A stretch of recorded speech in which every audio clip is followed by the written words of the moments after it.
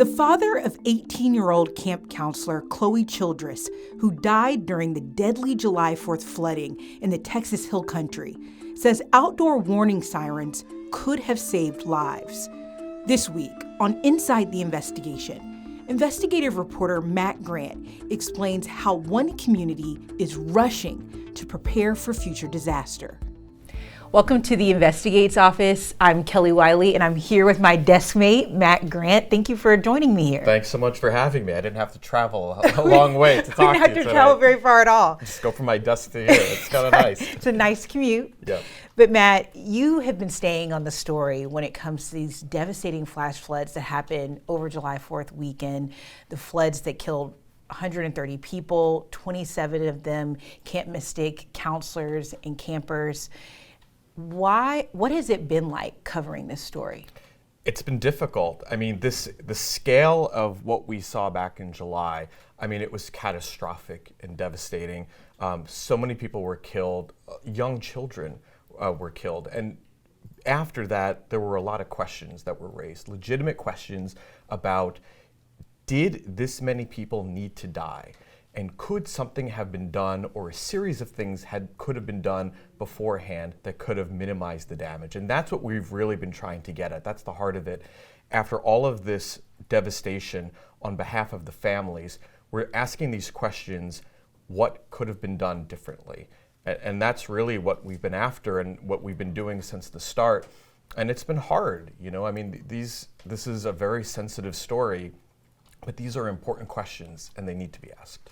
They're so important, and I mean, it's hard to believe that it's not even been a year since this has happened, and the amount that you've been able to uncover, the amount our team has been able to uncover. Part of you covering this is that you got a chance to sit down with one of the parents of one of the girls, an Austin girl, an Austin ISD student, Lenny McCown. What was it like talking to them? Yeah, you said not even a year, not even 4 months, right? I mean, this just happened just a couple months ago over the summer. We did an exclusive interview. We were the first station that the family talked to. Michael and Callie McCown, their daughter, 8-year-old Lenny. This was her first time ever at sleepaway camp. She was really looking forward to it, and she was going with some friends. She loved to dance. She was doing gymnastics. Her father said she was his angel. And hearing their story, I can't imagine the grief and the pain that they're going through. And they've now channeled that into advocacy. They don't want anyone else to experience the loss that they did. And so it was really powerful and moving to hear about Lenny and seeing the photos that they shared of her and the videos and spending a lot of time with them. It's moving, you know, and hearing their story, it's really sad. And the mom, she had all these colorful bracelets on her arm representing the names of the different girls who were killed. So, you know, it's about Lenny, but it's not just about Lenny. There were 27 campers and counselors who died at Camp Mystic, and more than 100 across the region. So really, you know, it's their story, but it's a lot of other family stories too. But yeah, it was really sad hearing about what she went through, what the family is currently going through, and the changes they're pushing for to hope prevent anything like this from happening again to this scale. I remember I went to Lenny's vigil at Cassis Elementary where she went to school, and it was she touched so many lives. You just realize, even in Austin, what the impact was. All these kids, all their parents, Congressman Doggett was there at the time, and you could really see, even just with one little girl, how many people were wrecked by what happened. And it just shows you the scale and how this tragedy touched so many people's lives. Everyone in the state, you know, felt horrible about what happened. And different communities where the girls had come from were doing similar, you know, memorial services as well. This touched so many people. And yeah, I mean, I can't imagine what that was like for you going to cover that. I will never forget it. It was a lot to take in, and it's why the work that you've been doing really is so important. Okay, so let's talk more about what you looked at with this investigation.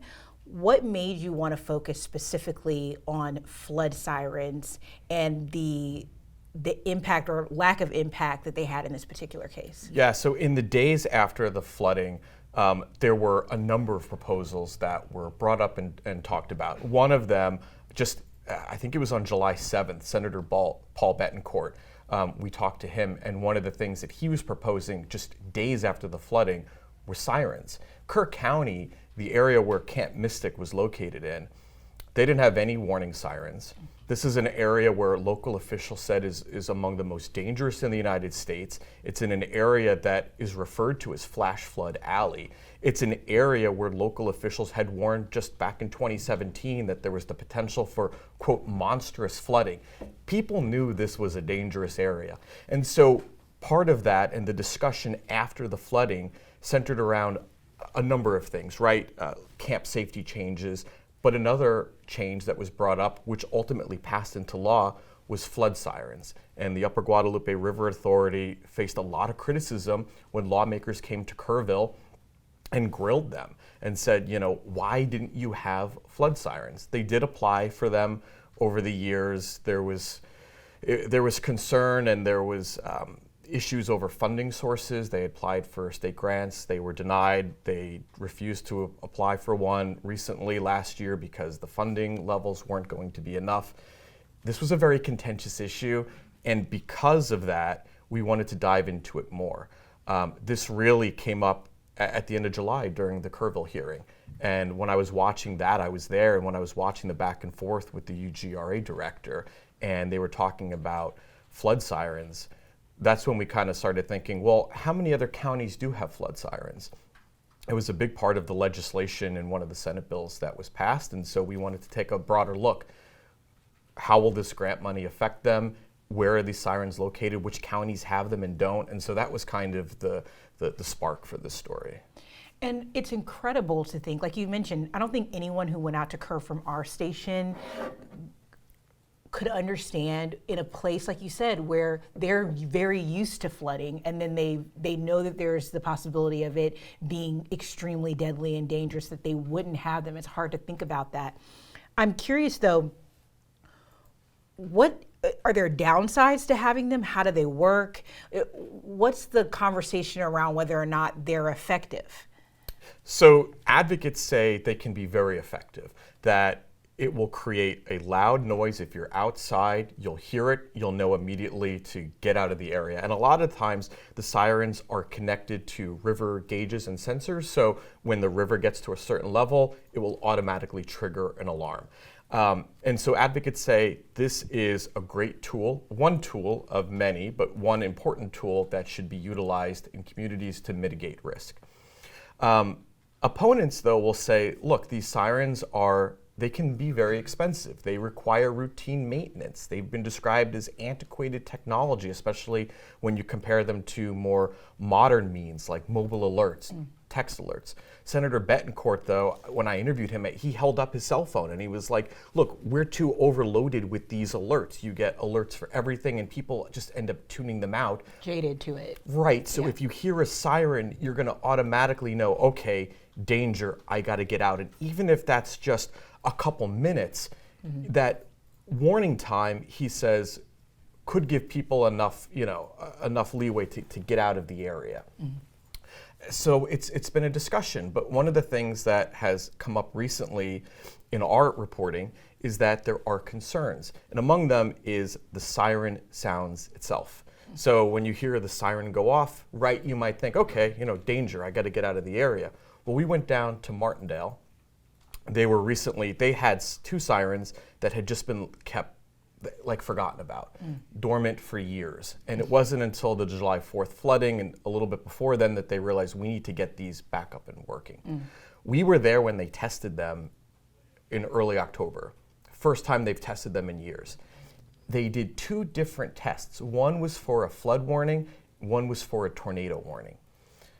Now, what they're saying and what they acknowledge is a concern, and what experts we've talked to say is also a concern, is that the siren sounds are different and they necessitate different responses. Okay. A flood response, a flood sound, you might want to go to higher ground. You might want to evacuate. Right. A tornado siren is different. You don't want to. You want to shelter in place for a tornado. The last thing you want to do is go outside and get on the roof. Go out and stand on a hilltop. Right. And so because they require different responses, people are saying that it shouldn't just be the installation of the sirens. That the funding shouldn't just go towards that, but it should also go towards the education component. The key is to get people to know the difference between the different sounds, educate them, so when they hear them, it's not a surprise. They know what they're expecting. We saw confusion just a couple months ago, San Marcos, right? They had sirens. They temporarily disabled them because residents were confused. They thought a tornado was coming when it was a flood. Oh, wow. And just a couple days ago, they had another problem with technical issues. And so making sure that they're working is important. Making sure that the public understands them, also equally important. Could you tell the difference? You said they play both. Well, when you hear it, and beforehand, I didn't know what to expect. Right. When you hear it, you can kind of tell the difference, but you got to really listen for it, and you got to know what you're listening for. We have on our website at KXAN.com, you can actually see and hear the difference for yourselves. We've got the flood warning, and then immediately afterwards, we've got the tornado warning. So you can hear the difference. I'm curious to know what our viewers think, if they know the difference between it. And that's something that officials say will be in addition to layered warning signs. So, when the siren's going off, ideally there's also going to be text alerts going off too. And so you'll be able to see on your phone as well, a tornado in the area or flood warning. And so there will be other cues to supplement that. But if you're outside, if you're in an area where you don't have good cell service or, for whatever reason, you got to make sure you at least understand it. And so that's one of the things that experts we talk to are saying, lawmakers also need to pay attention to, that the funding should go in some ways towards educating the public. And really, at this point, we're not really sure how that's going to get out there other than by continued tests and by letting people know about it. And it kind of brings us right back to Kerr, because you're talking about poor signal, that's a lot of what we heard from people in Kerr County, and particularly around these camps, that either the camps didn't really allow the campers to even have phones, or the signal's really poor and you're not really getting things timely. So where do things stand with Kerr and these kind of safety requirements and the sirens? Yeah, it's still controversial. Camp Mystic is going to partially reopen next year. That's caused a lot of criticism among some of the families. The camp, though, says that it's not the one that's on the river, and that now is the time. People need the camping. These kids need the camping experience. That's something that's caused a lot of dialogue, and Camp Mystic recently invited lawmakers to come out and tour the property. So when they're evaluating and investigating what went wrong on July 4th, they can see the property and where this happened, and the camp says that that's very important going forward. In terms of warning systems, the Kerr County officials are already in discussion about that. They hope that by next June they'll have something up and ready to be tested. They're looking at contractors for warning systems, and so that conversation is ongoing. We took a broader look at Central Texas communities. We found at least 10 that don't have warning sirens. A number of them now, so in Governor Abbott's disaster declaration back in July, there were 30 counties. Those counties are eligible now for grant funding. And so that money can help pay for warning sirens. And so that's something that going forward, we already know at least in one county, Travis County, they're evaluating where these sirens should go. And so this is a conversation that's going to continue to be going on for the next couple of months, where counties who are eligible for these grants, and maybe even some that aren't eligible for the grant money, but now want to invest in public safety, this is a conversation that's going to be going on, for months, if not for years. Because everybody's eyes are kind of wide open now, right? It's not some possibility in the future. We kind of know exactly what the worst case scenario can look like when all of your warning systems, when all of your preparedness is not in the right place. Yeah, if this was on the back burner before, it's in the forefront of everyone's minds now. Matt, well, if there's anything I know about you, you're not going to let up and you're going to keep going and keep trying to better understand what's gone on here. You guys who are watching, definitely go into KXAN.com and tell us in the comments whether or not you can tell the difference between the sounds. I'd love to know, and I'm going to look at it myself. Matt, thank you so much for joining us on Inside the Investigation, and we'll see you guys next time.